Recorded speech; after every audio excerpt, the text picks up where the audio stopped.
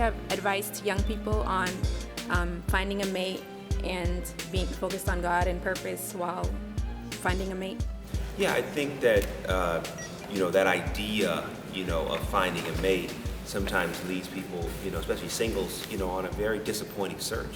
And I think that, when it comes to dating, your dating life is probably one of the most important areas of your life, and we actually don't realize it because the decisions we make in dating, the habits we make in dating, carry into marriage if we get married, and they're the very things that we then have to try to undo or overcome when we get married.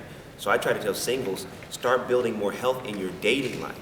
The people that you date, sometimes you date somebody, you end up with that person, and all of a sudden, you realize, wait a minute, they weren't right for me, but I had all these habits in my dating life that I never paid attention to.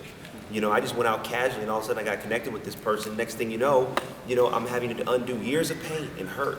So I try to tell singles, be patient. Work on yourself. What do you want to do in life? What is your purpose? Be passionate about that, and get yourself ready, because when God brings you the right person, you have to then be able to receive them. But if you are already not feeling great about who you are, no person's going to be able to fill you up. So in your dating life, pay attention.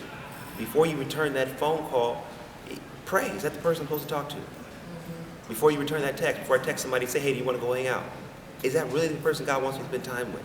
Put that level of care in your dating life.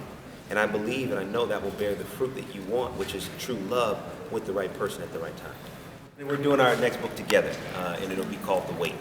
And it's all about, that how to handle the waiting period in life. All different types of wait, from the relationship wait to the marriage wait, to your career wait. I think all of us, it's that waiting period where we really get the most anxiety and the most frustration. So we're going to be writing a book that will address that, and we believe will be very helpful, and it'll be out next year.